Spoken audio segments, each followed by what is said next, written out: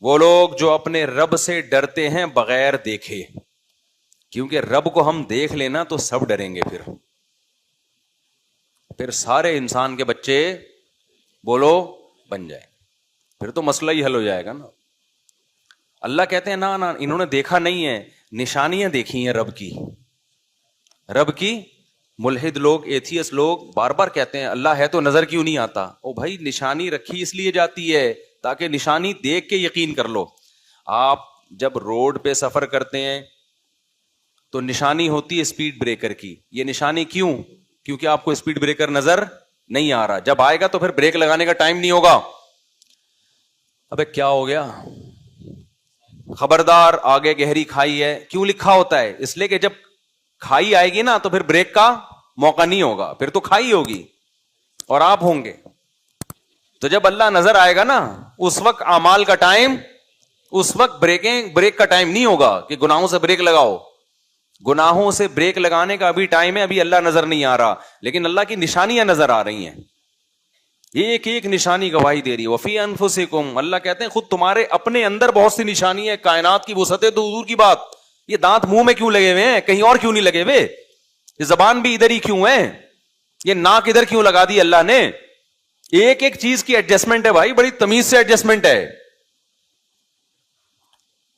بندر بھی جو کہتے ہیں نا بندر سے بنے ہیں، خدا اگر بالفرض بندر سے بھی بنے ہیں نا تو بندر بھی خود سے نہیں بن سکتا۔ آپ بنا کے دکھا دو ایک بندر، اب تک بنایا کسی نے؟ الو تو بنا رہے ہیں الحمدللہ، یہ جو اس طرح کی باتیں کر رہے ہیں یہ الو بنا رہے ہیں، ہم لوگوں کو کوشش کر رہے ہیں بنانے کی۔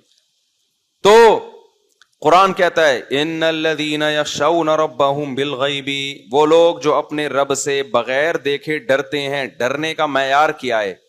اگر کانپتے ہیں بس، یہ مقصد نہیں ہے۔ بعض لوگ بہت ڈر رہے ہیں اللہ سے، رو رہے ہیں اور بہت خوف ہے، گناہ کر رہے ہیں پھر بھی، تو کیا فائدہ بھائی ایسے ڈرنے کا؟ ابا مجھے آپ سے ڈر بہت لگتا ہے، ابا کہتے ہیں بس ٹھیک ہے، میں بہت خوش ہوا تجھ سے سن کے نا، تجھے مجھ سے ڈر بہت لگتا ہے، تو اب میرا خیال ہے تو میری بات مانے گا۔ مانوں گا تو میں ابا کبھی بھی نہیں آپ کی بات۔ ابا کہے گا پھر الو کسی اور کو بنا جا کے۔ یار آج بھی بہت سے مسلمان بہت ڈر لگ رہا ہے ہمیں اللہ سے، آنکھوں سے آنسو بہ رہے ہیں، پھر برائی کر رہے ہو۔ یار اس سے بہتر وہ ہے کہ کچھ بھی آنکھوں سے نہ نکلتا، برائی سے تم رک جاتے۔ کتنی ساری برائیاں جن کو قرآن بیان کرتا ہے۔ الکاظمین الغیظ، اپنے بڑوں کے سامنے غصے کو پی لینا، کس کے خوف سے؟ اللہ کے خوف سے۔ یہ ساری اہم باتیں۔ ایک بات خوب اچھی طرح کھوپڑی میں بٹھا لو، وہ کدھر گیا؟ واسے کدھر ہے؟ تو ادھر کیوں بیٹھے ہوئے ہو بھائی؟ موبائل سے لگے ہوئے ہو بھائی؟ ادھر بیان چل رہا ہے، ادھر بیان میں بیٹھو یار۔ یہ دیکھو یہ مولویوں کے بچے جو بگڑتے ہیں نا، یہ تو ہمارا بھانجا ہے، اسی وجہ سے بگڑتے ہیں کہ وہ خود بات نہیں سن رہے ہوتے۔ سارے بچے نہیں بگڑتے، بہت سے مولویوں کے بچے بیٹھے ہوئے بھی ہیں یہاں پہ۔ گھر کی مرغی دال برابر ہوتی ہے نا، تو بیان سنا کرو پابندی سے، یہاں بیٹھ گئے۔ تو قرآن کیا کہتا ہے؟ ابھی میری دماغ سے بات ہی نکل گئی۔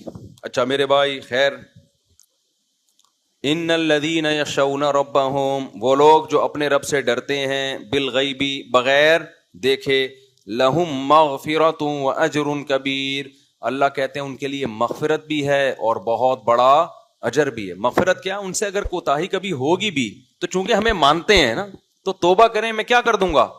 معاف کر دوں گا۔ وَأَسِرُّوا قَوْلَكُمْ أَوِ اجْهَرُوا بِهِ، اے اللہ تو ہمارے اعمال کو کتنا جانتا ہے۔ اللہ کہتے ہیں تم چھپ کے بات کرو یا کھلی بات کرو، إِنَّهُ عَلِيمٌ بِذَاتِ الصُّدُورِ، وہ تمہارے سینوں کے بھیدوں کو بھی جانتا ہے۔ أَلَا يَعْلَمُ مَنْ خَلَقَ، کیا وہ جانے گا نہیں جس نے پیدا کیا ہے؟ کیا زبردست جملہ ہے یار۔ ہمارے حضرت یہ آیت پڑھ کے بڑے مزے سے یہ آیت پڑھا کرتے تھے، الا یعلم، کیا وہ نہیں جانے گا، من خلق، جس نے پیدا کیا ہے۔ دیکھو ماں باپ سے کوئی بندہ آ کے شکایت کرے نا بچے کی کہ آپ کا بچہ ایسا ہے، آپ کا بچہ ایسا ہے، ماں کہتی ہے بھائی ایسا نہیں ہے۔ وہ کہتے ہیں بھائی ہمیں پتا ہے ایسا ہے، ماں کہے گی تجھے پتا ہے جس نے پیدا کیا اس کو نہیں پتا ہے کیا؟ میری گودوں میں پلا ہے، میں نے دودھ پلایا، میرے گھر آتا ہے، میرے ہاتھ کی روٹیاں کھاتا ہے، تجھے پتا ہے مجھے نہیں پتا، کہتی ہے نا یہ۔ اللہ کا بھی بالکل یہی انداز ہے۔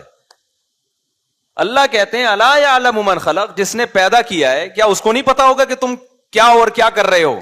وہ پیدا کر کے بھول گیا ہے کیا؟ اس کو سب پتا ہے تمہارے بارے میں۔ وَهُوَ اللَّطِيفُ الْخَبِيرُ، وہ بہت باریک بین باخبر ہے. هُوَ الَّذِي جَعَلَ لَكُمُ الْأَرْضَ ذَلُولًا، اللہ وہ ذات ہے جس نے زمین کو تمہارے لیے ایک مسخر سواری بنا دیا ہے، ایسے کنٹرول دے دیا زمین پہ تمہارا. فَامْشُوا فِي مَنَاكِبِهَا، اس زمین کے کندھوں پہ بیٹھ کے سفر کرو. پھر یعنی زمین کو تشبیہ دی ہے سرکش بیل سے، اور وہ آپ کے فرما بردار بنا کے نا، کسی نے سرکش بیل یا گھوڑا ہو اور وہ قابو میں نہ آ رہا ہو تو کوئی سرکش گھوڑے کو قابو کر کے آپ کو بٹھا دے اور اس کی لگام پکڑا کے بول اب اس کے کندھوں پہ بیٹھ کے جہاں مرضی جانا ہے جا.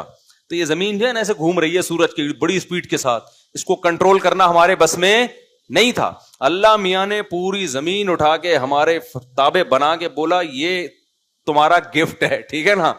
اب اس پہ کیا کچھ نہیں کر رہا انسان. کھودنا شروع کیا تو کھودتا ہی چلا جا رہا ہے، کھودتا ہی چلا جا رہا ہے. ڈیزل نکال لیا، زمین کی گیس نکال لی، زمین کی ہوا نکال لی. گیس نکل گئی تو ہوا نکل گئی نا زمین کی. پھر سمندروں کو مسخر کر دیا، لوہا نکال رہا ہے، پیتل نکال رہا ہے، تانبا نکال رہا ہے، بحریہ ٹاؤن میں پلاٹ بنا رہا ہے، ادھر پروجیکٹ چل رہا ہے، ادھر ہواؤں میں تتلیوں کی طرح اڑتا پھر رہا ہے. تو یہ میرے بھائی اتنی کمزور زمین نہیں ہے کہ یہ ہماری فرما بردار بن جائے. تھوڑی سی ہل لے نا یوں کر کے، تھوڑی سی. دیکھو اسپیڈ والی گاڑی میں جب ہم جا رہے ہوتے ہیں ذرا سی بریک لگتی ہے تو شیشہ توڑ کے آگے. یہ زمین جتنی اسپیڈ سے گھوم رہی ہے نا، تھوڑی سی بریک لگ گئی نا تو ہم سب ایسے روئی کے گالوں کی طرح ہوا میں خلا میں بکھرے ہوئے ہوں گے. اور خلا میں پھر نہ الٹے ہوتے ہیں نہ سیدھے ہوتے ہیں، پتہ ہی نہیں چلے گا نیچا کدھر ہے اوپر کدھر ہے. تو ایسے اللہ نے اس کو ہمارے تابع بنا دیا. وَكُلُوا مِن رِزْقِهِ، اور اللہ نے ایک اور کام کیا کہ اسی کی یہ روزی بھی تمہیں دے گی. اس کے ذمے ہم نے ایک اور کام لگا دیا کہ تم اس کو مسخر کرو گے، اور رزق بھی کون دے گی؟ زمین. تم اس میں بیج ڈالو گے ایک آم، یہ کہے گی کوئی بات نہیں تھوڑا سا ٹھہرو، یہ ہزاروں آم، اس کا آؤٹ پٹ کیا ہوگا؟ ہزاروں آم. لے بھائی، آپ نے جیسے کسی کو گفٹ دیا نا، یار ایک آم دیا، اس نے جیب سے 6 آم نکال کے آپ کی خدمت میں پیش کر دی. زمین بھی ایسا ہی کرتی ہے. ایک دانہ آپ نے گندم کا ڈالا، زمین نے بوریوں کی بوریاں نکال کے آپ کی خدمت میں، ان کی کام ہی کھاد کا. ان سے پوچھو آپ، یہ کوئٹہ والے بیٹھے ہوئے، ان کا کام ہے کھاد کا. تو ایک دانہ ڈالا اور سینکڑوں دانے آپ کی خدمت اقدس میں پیش. تو رزق کون دے رہا ہے؟ یہ زمین دے رہی ہے. اور اس کو اس کام پہ کس نے لگا دیا؟ اللہ نے لگا دیا. تو اللہ کہتے ہیں اتنی بڑی زمین تابع بنا دی، یہ تو میں نے کیا ہے. آگے اللہ کہتے ہیں وَإِلَيْهِ النُّشُورُ، خوب سمجھ لو اسی زمین سے اٹھا کے اپنے سامنے تمہیں کھڑا بھی کر دوں گا میں. کیسے یار قرآن کی بلاغت دیکھو، کیونکہ دانے کا ذکر آیا نا کہ ایک آم سے ہزاروں آم پیدا ہو رہے ہیں. تو اللہ نے یہاں اشارہ دے دیا کہ جو خدا مٹی اور گارے کے ملاپ سے پورے درخت بنا کے آم پیدا کر سکتا ہے، وہ تمہیں دوبارہ پیدا کیوں نہیں کر سکتا؟ تم بار بار ہی کہتے ہو مٹی میں جا کے ختم، تو گٹلی بھی تو مٹی میں جا کے ختم ہوتی ہے. تو وہ دوبارہ کیوں انسان، یہ کیا ہے کہ وہ خربوزہ بنا سکتا ہے، وہ ناشپاتی بنا سکتا ہے، وہ آم بنا سکتا ہے، وہ جناب تربوز بنا سکتا ہے، وہ کھجور بنا سکتا ہے، وہ اتنے قسم کے پھل انار بنا سکتا ہے، 20 قسم کی چیزیں بنا سکتا ہے. اور انسان کو بھی اس نے پہلی دفعہ بھی بنایا، تم نے دیکھا، تو دوبارہ بنانے میں کون سی ٹینشن والی بات ہے بھائی؟ کیوں کہہ رہے ہو کہ نہیں ہو سکتا؟ یہ کون سی اچنبے کی بات ہے؟ اس لیے کہہ رہا ہے وَإِلَيْهِ النُّشُورُ، دوبارہ بناؤں گا میں، دوبارہ کھڑا کروں گا اپنے سامنے. خربوزوں کا حساب لوں گا تم سے، ناشپاتیوں کا حساب لوں گا، انگور کا حساب لوں گا کہ یہ میں نے ویسے جوس پینے کے لیے تھا، شراب بنانے کے لیے انگور نہیں دیا تھا میں نے. سمجھتے ہو کہ نہیں سمجھتے؟ آگے قرآن کہہ رہا ہے أَأَمِنْتُم مَّن فِي السَّمَاءِ أَن يَخْسِفَ بِكُمُ الْأَرْضَ فَإِذَا هِيَ تَمُورُ. اللہ کہتے ہیں جس خدا نے اس زمین کو تمہارے لیے مسخر کر دیا، اس کو تمہارے کام میں لگا دیا، جو خدا آسمانوں میں ہے، تم بے خوف ہو گئے کہ وہ زمین کو ہلائے اور تمہیں زمین میں دھسا دے. وہ یہ بھی تو کر سکتا ہے. یعنی ان چیزوں کو تم نے اپنی طاقت سے کنٹرول میں کیا بھی نہیں ہے، اتنے کمزور ہو. اور غریب کو کہتے ہو بھی سے بے غیرت. کمزور اتنے ہو کہ یہ چیزیں تمہارے کنٹرول میں بھی نہیں ہیں، اور ہم نے تمہیں تمہارے تابع بنا کے ڈش میں تمہارے لیے پیش کر دیں، اور اس کے بعد اب بھی تمہارے کنٹرول میں نہیں ہے. ہم چاہیں تو ہلائیں، فَإِذَا هِيَ تَمُورُ، یہ ہلنا شروع ہو جائے، اور جہاں ہلی ہے وہاں حال جا کے دیکھو کیا ہوتا ہے. آیا تھا نا 2005 میں زلزلہ, کیا حال ہو گیا تھا. ابھی ترکی میں ہو کر آیا ہوں میں, پوری بستیاں الٹ گئی ہیں, تھوڑا سا ہلتی ہے زمین. تو اللہ فرماتے تم بے خوف ہو گئے اس خدا سے, جب تم گناہ کرتے ہو تمہیں ڈر نہیں لگتا کہ وہ ہلا بھی سکتا ہے اس زمین کو, تم بے خوف ہو گئے ہو. ام امنتم من فی السماء ان یرسل علیکم حاصبا فستعلمون کیف نذیر, وہ آسمان سے طوفان اور پتھروں کی بارش بھی برسا سکتا ہے. کتنے سیارے آوارہ گھوم رہے ہیں, پتہ ہے آپ کو خلا میں, سائنسدان ہی کہتے ہیں. بہت سے تو تمیز سے نا کسی ستارے کا حصہ بنے ہوئے, کچھ ایسے بھی ہیں کائنات میں بڑے بڑے پتھر, اور کائنات کا جو بڑا پتھر ہے وہ ہمارے والے جیسا پتھر نہیں ہوتا. جو خلاؤں میں جو پتھر گھوم رہے ہیں نا, ان کا ایک پتھر ہمارا پوری زمین کے برابر ہوگا.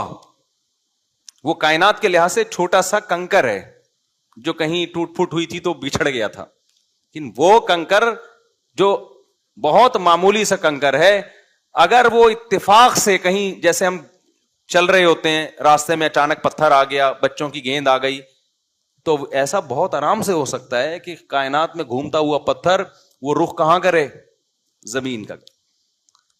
تو یہ جو سارے ہمارے خلائی مشن پہ ہم جو راکٹ شاکٹ بھیج رہے ہیں نا, ایک ٹکر ہوگی اور سب کے بقیے حصے بقیے برابر ہو جائیں گے.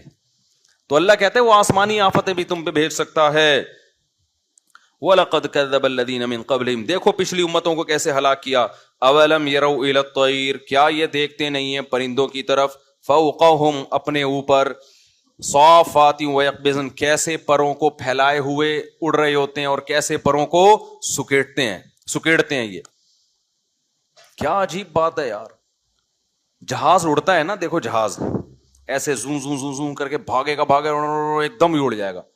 ایسے نہیں ہو سکتا جہاز یوں جا رہا ہے, پھر تھوڑا سا ادھر کو ٹرن مارا, پھر بڑے آرام سے ہوا میں ہچکولے کھا رہا ہے, پھر اس کو ادھر نظر آئی کوئی مرغی کا چوزا, اچانک وہاں حملہ کیا اس نے. ہمارے یہاں تو یہی ہو رہا تھا, تبھی ہم نے جال لگا دیا اوپر, یہ چیلیں اڑ رہی ہیں نا. لیکن یہ پرندے کتنے مزے سے انجوائے کر رہے ہیں فضا میں, ان کو نہ رن وے چاہیے اڑنے کے لیے, کیا خیال ہے, وہیں سے یو ٹرن ہو جاتے ہیں. کیسے ان کے پروں کا سیٹ اپ ہے, کیسا نظام ہے, جب چاہیں اسپیڈ آہستہ کر لیں گے, جب چاہیں اسپیڈ بڑھا دیں گے. یہ جو بیلنس ہے یہ کیلکولیشن کے بغیر ہو سکتا ہے. جہازوں میں بڑے بڑے ماہر انجینئروں کی کیلکولیشن ہوتی ہے. جہاز کا پر ایسا نہیں ہوتا کہ کہیں سے بھی ٹین ڈبے والے سے کوئی پر لا کے لگا دیا اور جہاز زوں کر کے اڑ گیا. بہت زبردست کیلکولیشن ہوتی ہے, ویٹ کتنا ہے, اسپیڈ کتنی ہوگی, اس کے لحاظ سے پر کتنے بڑے ہونے چاہیے, اور پر کیسے کرو ہو, دم کیسی ہو اس کی, پوری ایک ایک چیز کی ملی میٹر میں کیلکولیشن ہوتی ہے. ویٹ کتنا ہوگا, پھر جا کے اس کو ہوا میں اڑایا جاتا ہے. اور یہ بھی صدیاں لگی ہیں انسان کو یہاں تک پہنچنے میں.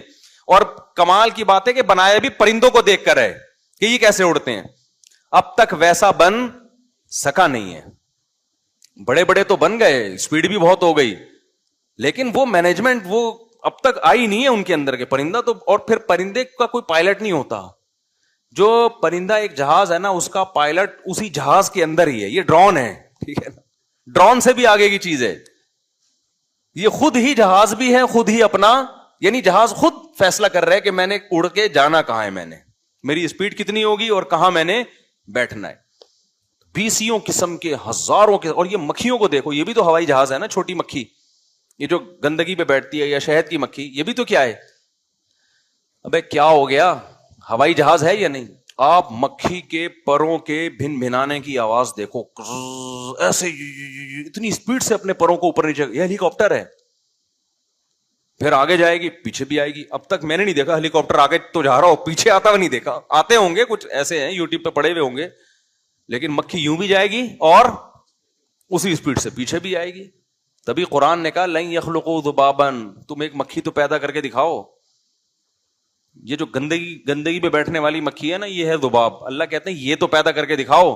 اور پھر بتوں کے بارے میں تو اللہ نے اس سے بھی آگے کی بات کہہ دی کہ تمہارے پتھروں کے بت مکھی پیدا کرنے تو دور کی بات, تم جب ان بتوں کے سامنے مٹھائی رکھتے ہو کہ یہ کھائیں گے, بھگوان کے سامنے مٹھائی رکھی کہ بھگوان کھائیں گے, مکھی وہ مٹھائی کا تھوڑا سا ذرہ لے کے اڑ گئی, بھگوان اس مکھی سے مٹھائی نہیں چھڑا سکتا.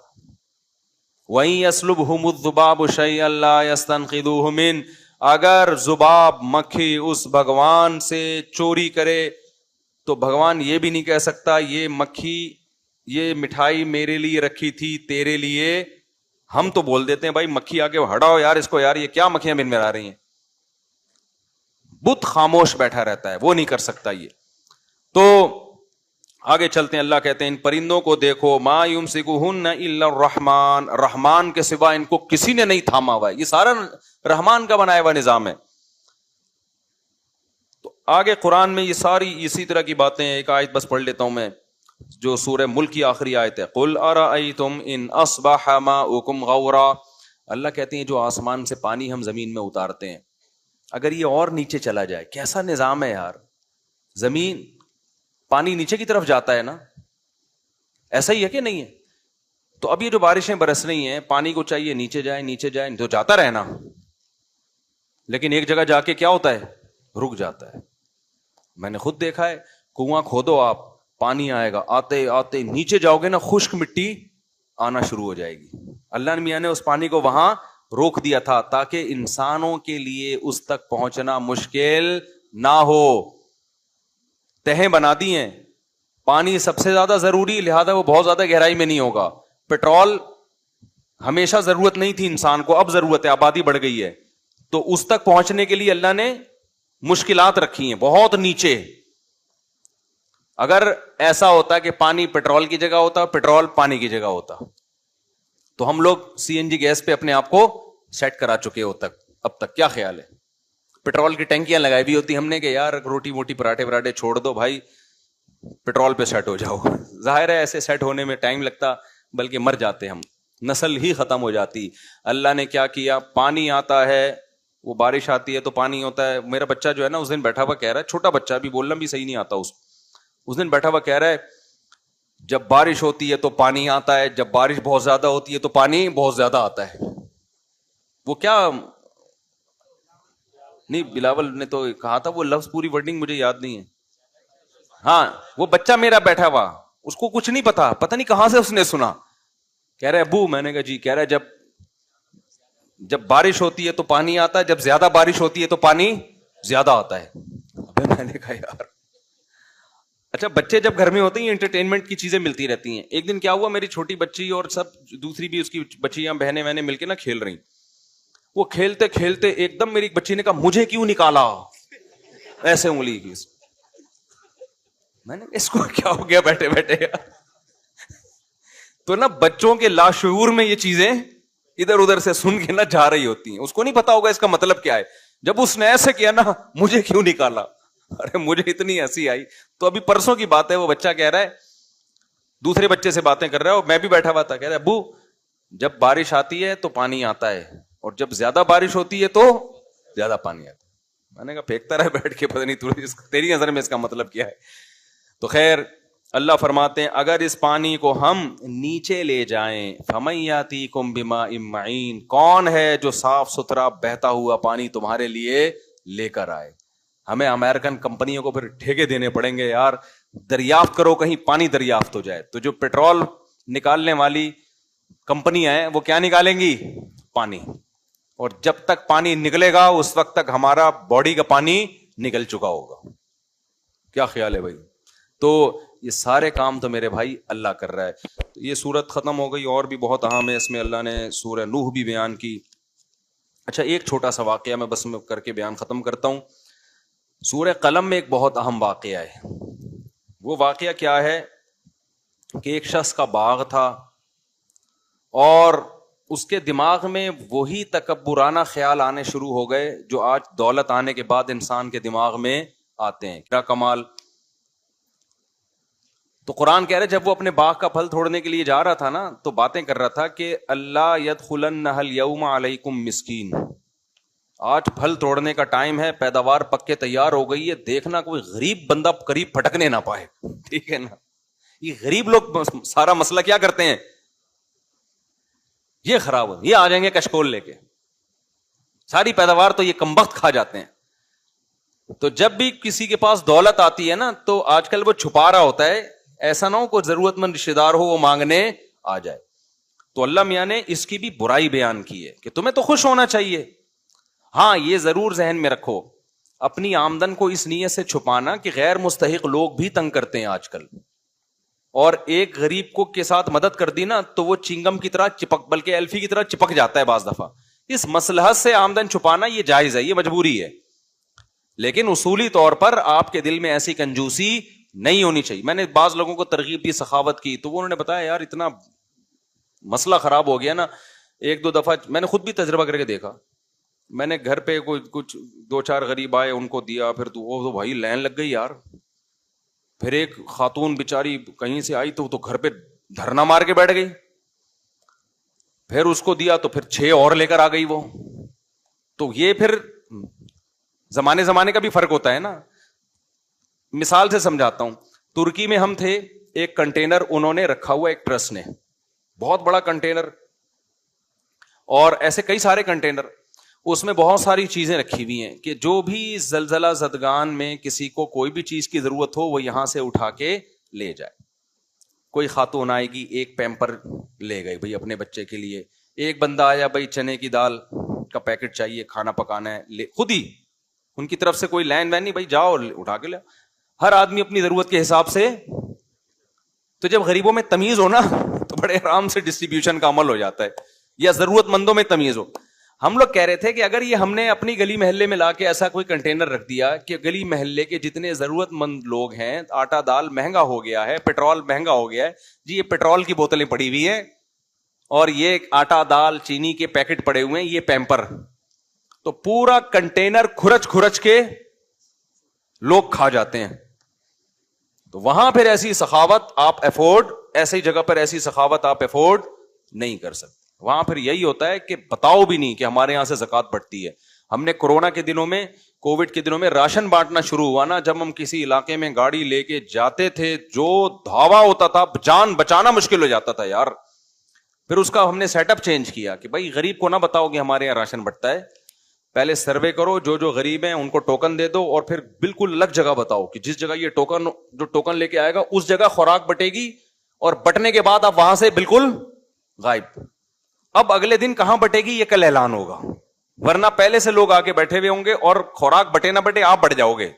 کوئی آپ کا بازو لے کے گھر جا رہا ہوگا, کوئی آپ کے شلوار لے کے جا رہا ہوگا, کوئی پجامہ لے کے, کوئی بنیان لے کے, اور چڈی پہن کے آپ گھر آ رہے ہو, سمجھ رہے ہو.